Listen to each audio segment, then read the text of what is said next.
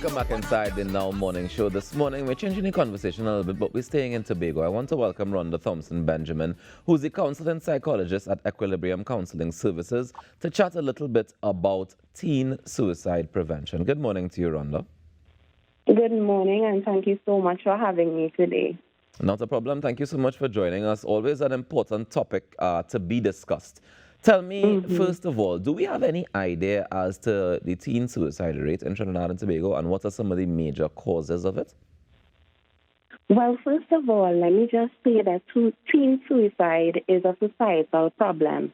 It's not only for the teens that we are discussing, but it's also for families, the schools, for the entire community to be aware of. Right. We know from the suicide prevention hotline there has been multiple reports of bullying, and there has been a lot of cyberbullying, and these are things that we have to pay attention to. In fact, in January we know of 3 youths that committed suicide. We also had recently a 19-year-old who was found dead in her Sandy Grande home.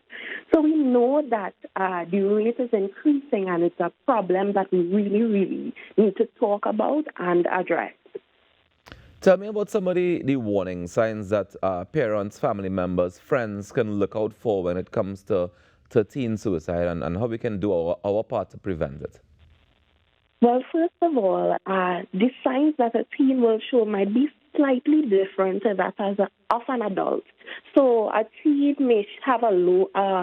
adult may have a low mood, but rather than sadness, a teen may be very irritable or angry. You may notice a sudden change in their grades and friendships or interests. So this child was always interested in basketball. All of a sudden, they hate the sport. They no longer want to be engaged. That teen may engage in risky or reckless behavior. So it may be drug or alcohol use, promiscuous behavior. They may withdraw from family and other activities. They may also talk about feeling like being a burden or feeling trapped. And another one that is common is that they give away their belongings. So it's like they are saying goodbye, and they are releasing their valuable items. Yeah, so there are multiple risk factors that we look at when we think about teen suicide. And we have to take a good look at mental health disorders. There are teens who are diagnosed, and some who are not even diagnosed as yet, with depression, anxiety, and even disorders like bipolar disorder. And these things distort how you perceive the world and yourself. So it's important that parents pay attention to these warning signs. If there is abuse, bullying, or trauma, of course we have to look at substance use because it can lower the inhibition. So we have to pay attention to some of these things. Now, Rhonda, tell me, how do we tell the difference between, for example, some of the things that you mentioned as early warning signs can also come across as teenagers just rebelling? Because we also know that most teens go through that phase of rebellion where they want to be independent, they want to stand out, they might want to change the direction that they thought they were going to go in. How do we tell the difference between that and somebody who might be contemplating suicide? Great question. Now, it's very tricky with teens in terms of assessing their behavior because they are, as you rightfully said, they are at that developmental stage where they kind of wean off from that parent-child interaction and they go closer to their peers.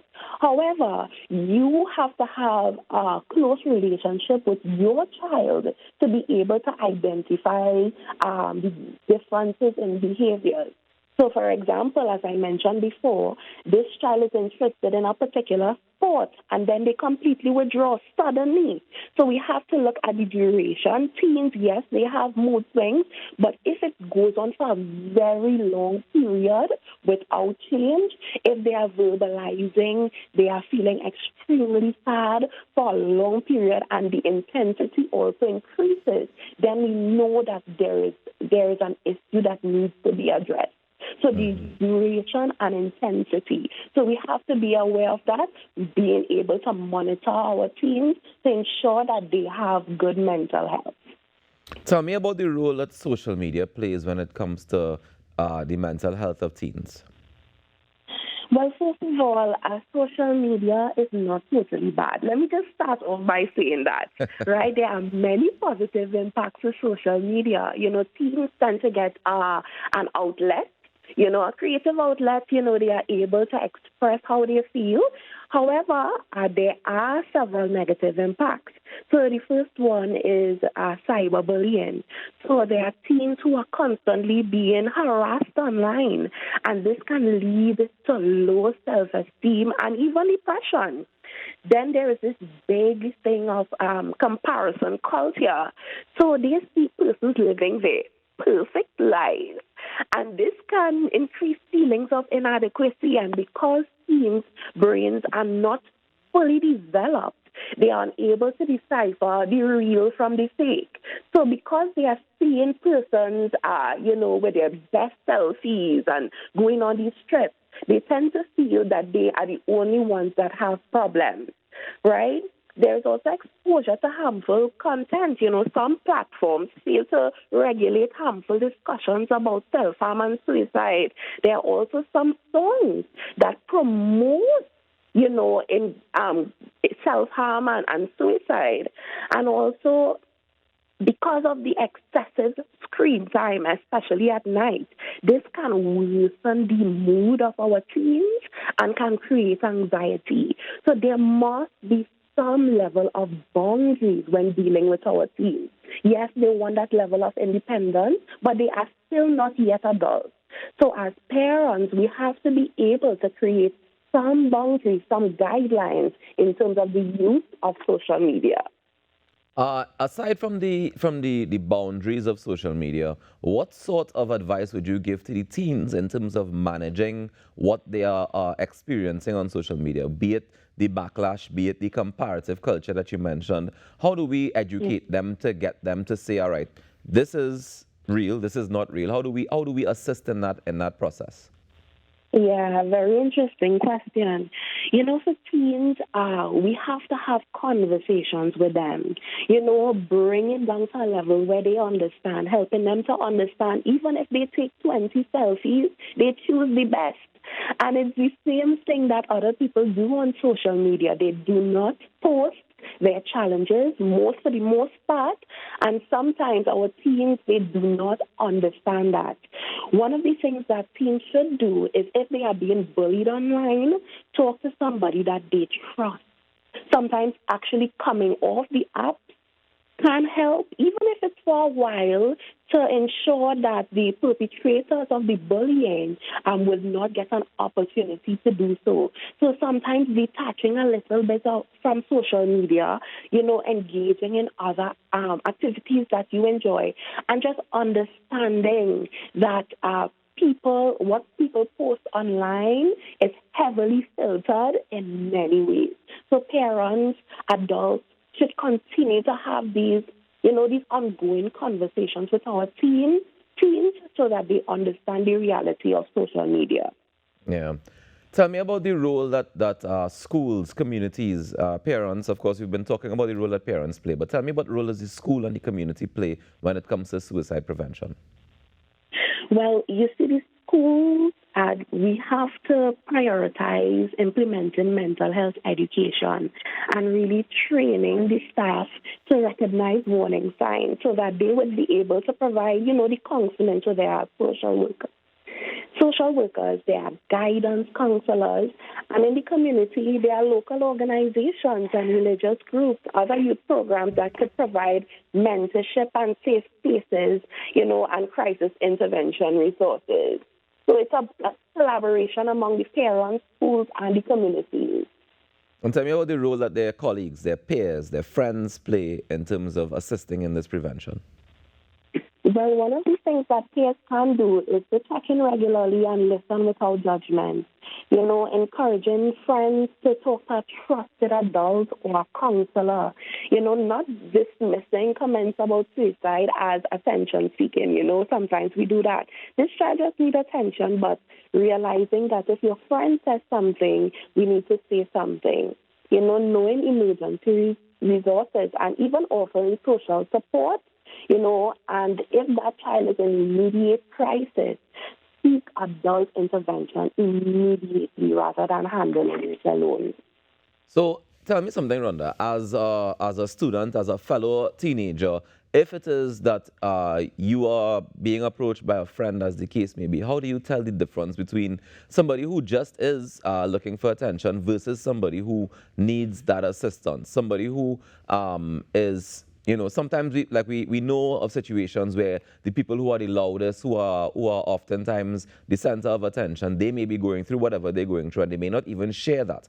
How do we get teenagers to be able to say, all right, I noticed something and you might need assistance, versus I know you and you just like bacchanal, so I'm going to stay away from you?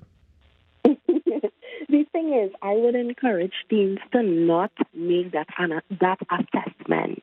Okay. Yeah, I would encourage them to go to an adult, maybe your teacher, your social worker, your guidance counselor, so that they can address it. Because sometimes, we take it for granted that they're just having another attention-seeking day. But that could be the day where they may really be true and they may really act out what they are speaking about.